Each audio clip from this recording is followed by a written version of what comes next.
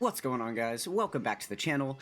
So today I just wanted to go over some quick tips that I think would be a good idea for players to pay attention to prior to this version update coming in mid-October. Obviously, there are going to be some major changes with the units in your box. This is going to affect everyone. Especially the first tip that I'm going to go over here, regardless of the characters themselves, this is just going to affect a resource in game that's going to be changing. So this is definitely going to be relevant for everybody to pay attention to. Okay, so one tip here that we've got is, along with the discontinuation of the reverse feature, we're no longer going to have use for the incredible hourglass item. So they are going to be taking away those items from us, and they'll be automatically converted into Hercule statue gold during the version update. So I think this could be a good idea for players to potentially pre-farm some Zeni for that upcoming situation, right? So basically what they said is they're going to be transferring each one of these incredible hourglasses into Hercule statue gold, which the Hercule statue golds are worth 5 million Zeni apiece, and these only cost 30 incredible gems in the green gem shop here. So I think it would be wise for players to go grind some quest stages, get as many incredible gems as you can, so that you can load up on these, and then and then get a big bulk of Zeni. At first, when I heard that was, when I first read through the patch notes and heard that was the fix for it, and that they were just going to give Zeni in place, I was like, it doesn't really seem like that worth it. They weren't even like platinum statues or anything like that, right? But the gold statues do give a good bit, and here's the thing. I did the math on it. So if you were to acquire an entire full stack of these, here, let's see. We've got a calculator. Okay, so that would be 9999, obviously, right? Now, if we multiply that by our 5 million, which is what you're going to get for each of the Hercule statues, you get 50 billion Zeni. Like, that's not bad. Reminder that the cap of Zeni is 2 billion. If you have more than 2 billion, that's literally maxed out full. You can't. It doesn't let you fill up any higher than that. So you'd have enough to fill up your entire Zeni bar 25 times. That's about enough to awaken every single unit in the game. Like, that's a lot of Zeni. So I'm definitely going to be doing this. This is more than, like, my Zeni stockpile of what I just have sitting left over right now. So this is going to more than double my wealth of Zeni in the game. So for me, this is absolutely something that I'm going to be taking advantage of. So let's go ahead and do that right now. Just because, from the years of link leveling, you can see I have so many incredible gems sitting. I was very apprehensive about spending these for a long time, just because there are some link level leaders that are potential to farm up in here, like the STR Vegito Blue and stuff, that I wanted to really save my gems to be able to farm copies of those. But I think this is going to be a good idea here. Definitely going to save me like hours and hours and hours of having to grind easy A stages to get this kind of Zeni, right? So if we see right now, I'm at 1407 of these. If we were to deplete all of my green gems, I don't think I can quite fill up. Let's see. Yes, I'm able to get like another 5,000-ish, almost 6,000. So let's go ahead and do this first. We'll buy all these. And then now how many do I have? Okay, so I need a couple thousand more. We're just going to transfer these 100k at a time. Because even if I don't spend them all on the metal, it's totally fine. I would still want to have some on either side, right? I would definitely still want some green gems left over. Okay, we're only at 50,000. Yeah, we'll go to 100,000, and then hopefully this one stack of 100,000 should be enough to get us to full there. Oh, that's really funny. I was stopping so I didn't overshoot, but it looks like 100,000 is the max you can trade at one time. Okay. Never would have known that before. Oh, that's really satisfying to see the 100,000 in one. Okay. Let's see. You should get the fill up pretty easy here, yeah? Awesome, there we go. Okay, so it almost takes the 100,000 again to fill it up, but there we go. So now we have fully maxed out 9999 on these hourglasses, so now I'm chilling. I am due to get 50 billion Zeni when that, trade up happens. So that is awesome. Good stuff. Okay, so next tip. Next thing we are moving on to. Well, that's actually still kind of an extension of this tip, right? Because obviously none of you guys have hundreds of thousands of gems that you're just going to be able to freely purchase those all with, right? So what's the best way for you to grind up these green gems? Let's go ahead and switch to the JP account, and I will show you guys. The reason why we're going to switch to the JP account is because I want to get back to link leveling as quick as possible on global, which we'll talk like a little bit more about once we get to the other tips, you know, as far as like why that would be so important for me, to be link leveling super hard right now. Okay, but what you should be aiming to do, in my opinion, there are quite a few different stages that give you, that drop gems, either blue or green or both, along with like decent link levels and things like that. There are quite a few different stages to choose from. I personally think the best one in the game is this one. This is stage 32-2. I think this is absolutely the best stage to try this kind of thing on. Oh, I think I clicked the Z hard stage. Hold on. There we go. Wait, was the boost still on? It wasn't. Ugh. I hate this new UI. I'm still working with it. It's a little funky. Okay. So on stage 32-2, something that's really important to note is you're going to need the Piccolo Jr. strat. I suppose you could also use Omega Shenron. If you have the new physical Omega Shenron, he could be another leader because he has a start of turn, you know, AoE ability as well. But yeah, so the Piccolo Jr. strat works out pretty well. He's got a widespread team, so you can link level any of your characters that are on, you know, any of his 3 leader skills, being Terrifying Conqueror's Giant Form and Gifted Warriors. So yeah, but the reason you're going to want that is because there are quite a few fights in here, and every single one of the fights is against multiple enemies. But here's the thing. This fight actually does work out pretty well. I believe there's 5 fights back to back.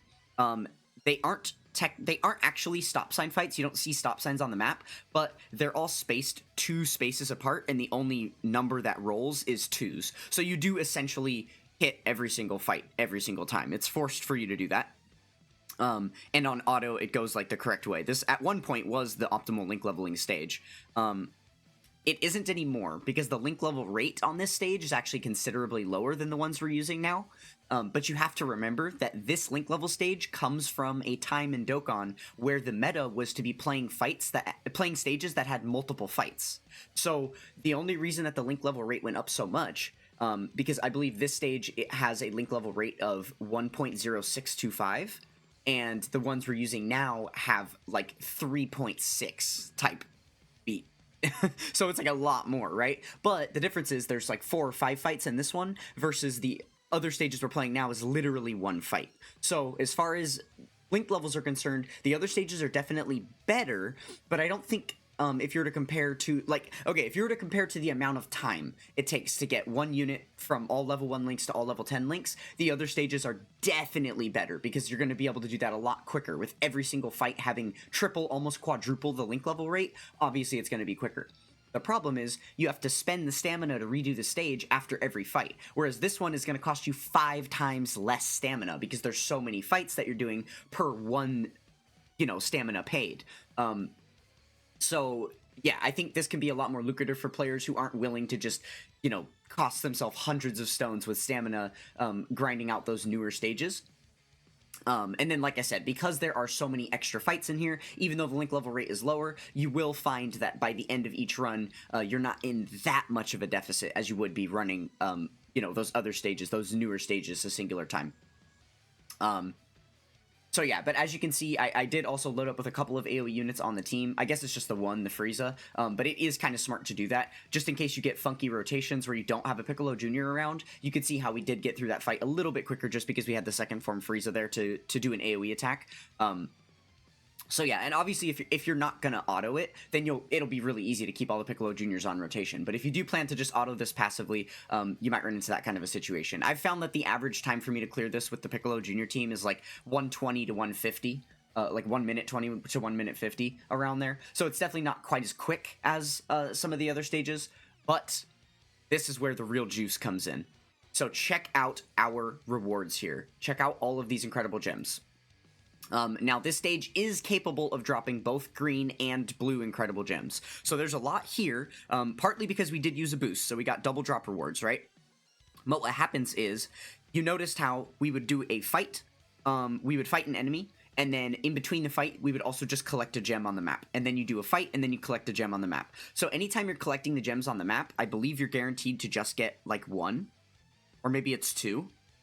Like, you can get 1 or 2, but then from the fights, you have a better chance to get higher drops. So you can get, like, 2, 5, or 100. And the 100s, that's really where the real juice is. It's like a rare chance to get them, so you're not going to see them all the time. But the fact that this can drop stacks of 100 per fight, for each fight that happens has an individual roll to drop 100 incredible gems for you, that can be a huge, huge deal. Now, I did mention this stage also can drop blue incredible gems. The way that it does that is only on the fights. So any of those map spots that give you the 1 or 2 incredible gems, those are always going to be green. But from the fights, another roll you can get with those hundreds is 100 blue. So you can still farm blue gems at a decent rate on this stage as well. You just have a rare chance for them to drop, right? So really quick, I will show, this is a tweet that I put out a long time ago. When was this tweet?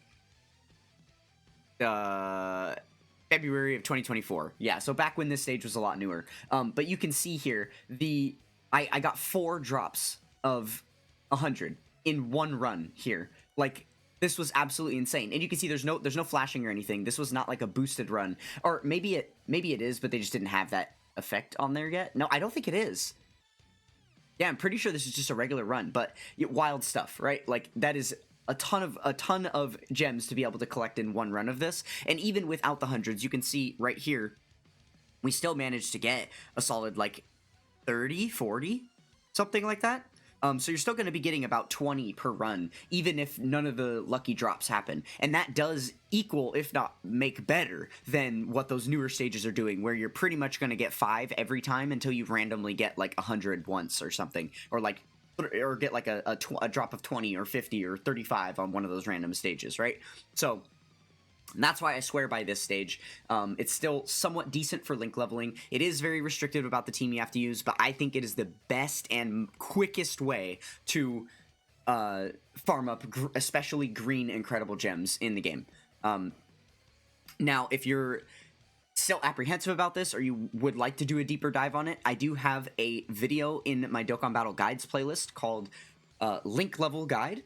That one goes over everything in the quest, from when link leveling very first started, what was the optimal link leveling stage, all the way down in, like, area 7, moving all the way up to the late 30s of where we're at now. So I went through basically every single quest stage that was notable for any reason, having it be a nice place to incredible gem farm or a nice place to link level, and or both, right? So yeah, if you're curious about more of a deep dive there, then please go and check out that video. All of your answers will be there for you, and it's still perfectly up to date. They haven't added any new quests since I created that video, so it is 100% accurate information. Okay, so that is basically it for the incredible gem part of things. So yeah, for all players, I definitely recommend you go do that and get your Zeni up. Okay, so the next thing that we need to talk about is the fact that they did mention... I'm going to have to find this part. Give me 1 second.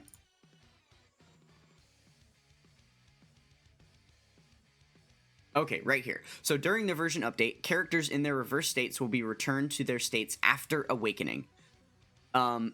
So basically, and because they are obviously discontinuing the reverse feature, this means if you have any units in your box right now that are currently reversed, in fact, I will switch to global for this because this isn't going to affect my JP at all. So yeah, we'll go and take a look at this on global. Okay, so if you have any characters reversed in your box currently, they are all going to be pushed back up to their final awakening states. So for me, this includes all 801 of these units that you see right here. All of these units for me are SSRs of, you know, characters that have TURs and LRs, or TURs of characters that have LRs. And they're all going to be pushed back up. So one thing that I am going to do, I mean, I already did this somewhat. I'm still going to do another thing for a different purpose, but this is something all players need to do. Because now, if you do have a bunch of, like, SSRs and stuff, let's say, like, you have the TUR of this guy, right? He's going to get pushed back to the final awakening that he was at. I guess it's kind of going to be a bad example for any units that have Extreme Z Awakenings, because there would have been no reason for you to Extreme Z Awaken. You didn't get extra power level for Extreme Z Awakening characters, so they would be Un-Z Awakened anyway. So that's kind of a bad example to do with an LR that has an EZA. Let's do it like this. Okay, so he doesn't have an EZA, right? So basically, as soon as the update goes through, this TUR is going to push up and be at the exact same level as this tech UI. Now, luckily for me, this one's not rainbowed, but if they were both rainbowed, it would be impossible to tell at a glance of the surface of the card here which one is the active copy that I have fully link level 10, that I have all my good equips in, that I have the proper build on, that I intend to bring on teams, whereas the other one was just a fodder farmed up SSR copy, right? So, but they're both going to be, like, you're not going to be able to visually differentiate between them unless you actually click and hold on the details of the card and look at the information to make sure you have the right one. So instead of that being a thorn in your side for the rest of the existence of the game, if you do plan to keep all of these units that are going to get forcibly awakened, what I recommend you do is you create a tag for team building. So this is going to separate every single unit in the game that you intend to have on teams. Now, we're in the reverse tab, so obviously I only have a couple of units there. But if we were to go and look at my character list, this is every single unit in the game, just the top copies of them. So, you know, we've got, like, what's a good example? Like this guy, right? We've got him in team building. I do own all the previous iterations of him, but none of them are listed in team building because they're not the max awakening of the unit that I would use on teams. So this helps me declutter my box whenever I'm trying to build a team. It's much easier to differentiate which are the actual units I want to be selecting from, and it just gets rid of all the clutter. So I definitely recommend players go ahead and do this now. Take advantage of doing this now because it's going to be a lot easier to do it right now when you can visually differentiate between your units. This is going to get a lot more muddied of a process once that update goes through and you have duplicates of a bunch of units in your box, right? So definitely take care of doing this team building thing now. I have another video in my Dokkan Battle Guides playlist about how to clean and organize your box. I believe that's what it's called, is how to clean and organize your box. Yeah, so I go over much more details about how to use the tag system and what's the best way to organize all of this stuff. So if you want to go an even deeper dive on that subject, then there's a whole guide video there for you as well. So what I plan to do is, once I finish this link level box, as you can see, there's 50 characters left. Very exciting stuff. We're getting there. I'm going to replace this link level tag with a tag that just says 800. And I'm going to take all of my units that are here in this reversed area, and I'm just going to put them in a tag. That way, once they all get forcibly awakened, I have one space in the game that has specifically outlined which are those units that got screwed up. Because, you know, I still haven't decided what I'm going to do with them yet. I don't know. If, you know, eventually I'm going to try and replace the ones in every slot for all of these characters, and then eventually get rid of these or keep these as extra or whatever. But for now, I just want them to be highlighted in my box so that they don't, you know, disappear in a muddy way where I don't know exactly which ones were which anymore and stuff. So I am going to make a tag and put all of those units just on that tag. I feel like that'll make a decent video for post-update too, when I can go scroll through that tag and see them all forcibly awakened, right? It'll be kind of weird. Okay, so yeah, that is basically it with that. That's the second tip on top of the green incredible gem farming, is to make yourself a tag with all of your top copies of units so that you can, you know, team building will remain not a nuisance of a process for you. Okay, so the final thing we have to talk about is for those link levelers out there. And I'm sure this part is why I left it at the end, because I'm sure it's not that, it's not that relevant for a lot of players, and two, any of the players that it's relevant for probably already know this information, but I'm going to say it anyway for that one guy out there that just wasn't thinking about it. So, there are lots of units in the game that have different links at different states of awakening, right? Let's go to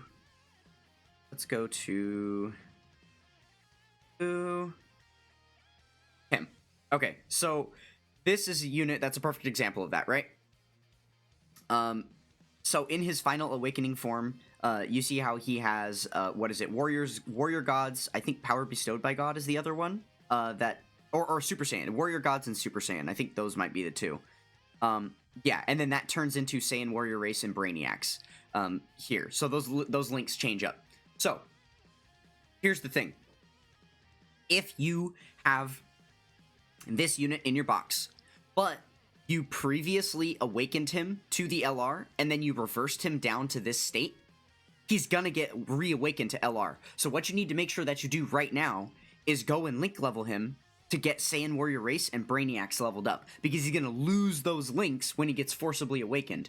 You'll keep the power level if you link level 10 them now, and then when he gets forcibly awakened, you will forever hold those link level 10s just hidden in the data of the card, even though they're not the active links that will be available to him in the LR state. But because they're getting rid of the reverse feature, if you don't do this now, you won't be able to do it later. So even if you're not someone that's collecting, you know, SSR copies of units, know that all of the top copies of Awakenings, let's say you just have this guy in your box. Well, if you've already link level 10'd him, and you're someone that is, you know, has the eventual goal of link level 10'ing your entire box to get a high power level, you should probably pause your link level journey, look through your box for all of the characters that have already been link leveled, look at their reversed awakening states, make sure there aren't any additional links, and if there are, reverse them now, go and link level them so that you can get that extra power level before you never have the opportunity to do that again. So now I am perfectly safe on this front because I have pretty much already done this for every single unit in the game. I like it, you know, as I link level units, I make sure to, once they're done, I check their previous awakening states, and then if they have extra links at the previous awakening state, I reverse them, feed in link level orbs to get them to fully to 10, and then re-reverse them back the other way. So yeah, and then same thing for me, right? All the units that are currently reversed, they have already all been awakened up to those final levels, and then, you know, if they got like legendary power or fierce battle or something like that at a later iteration, I have fully link leveled those and then moved them back down and gotten the links on them. So yeah, I would say that that is one thing that you're going to want to make sure to do, just to be able to juice that extra little bit of power level. And that is another thing that brings into a huge question of like whether it's smart to get rid of these units or not, because if you are someone like me that's at the very very end game, and you've already been doing this process of making sure to maximize the links per character with these awakenings and stuff, then these units are going to be relics, because there's going to be, you know, a lot of these units. So for instance, if you want to keep a copy of this guy in your box from this point forward, like not this point, but from the update moving forward, then what you're going to need to do is you're going to need to farm up a new copy of him, awaken him only to UR, and then link level 10 him. That means you're going to be missing out on 250 power level from the LR Awakening, because you won't have done the LR Awakening. And then you're also going to miss out on 3,000 power level from Warrior Gods, Super Saiyan, and Legendary Power, because you're not going to have those 3 links on this unit. So even though I'm going to have copies of this unit that were reversed and that are going to be forcibly put back to LR, at least they're still going to have access to all of those links. Whereas if I were to get a new one and put it in the TUR phase, it's going to be missing 325,000 or 3,2500. What am I even saying? 3,250 power level. And so, yeah, it wouldn't be wise to get rid of the one that duplicated up to LR and then replace it with this, because you would just be losing out on that power level, right? So, and if you were to add that up for every single unit in the game that this is a problem for, right, most of those 800 that I have reversed, now you're looking at way too much power level to ever give up those kind of things. So, yeah, so these units that you've worked on prior to the update are going to be kind of relics of the past, and won't be able to be, like, created anymore, essentially. Okay, so yeah, that's basically everything that I've got for you guys. Those are all the tips, but please make sure you're taking care of that stuff. We've got, I don't know exactly how long. They just announced that it was going to be a mid-October update, was all they said. They didn't really tell us the exact date of this or anything. We do have a maintenance coming up on Monday, on the 29th. I'm almost 100% positive that that maintenance has nothing to do with this update, and that this update is not slated to come until a little bit later, so don't panic about that. I think we still have a little bit more time left, but yeah, definitely maximize the time that you've got available to do this stuff now. I think these are, you know, we've got to come together and try and make the most positive out of this possible. And if we just sit and complain about it and don't do anything to properly prepare ourselves for the shitstorm ahead, then this is just going to be even worse, and it's going to be an even more of a feels bad kind of day when the update drops, right? So still holding out hope that this all gets reverted and that, you know, they're not actually going to do this to players, but if they do, And even if they do go back on the whole, you know, reverting everyone's reverses and stuff like that, this is still never going to change the fact that the hourglasses are going away and that they're going to transfer those into Zeni statues. So you should absolutely do the incredible gem farming, even if you're not concerned about the rest of this fluff. All right, well, we're going to go ahead and finish it up here. Thank you guys so much for sticking with me. That's going to do it for this one, and I will catch you guys next time. Peace.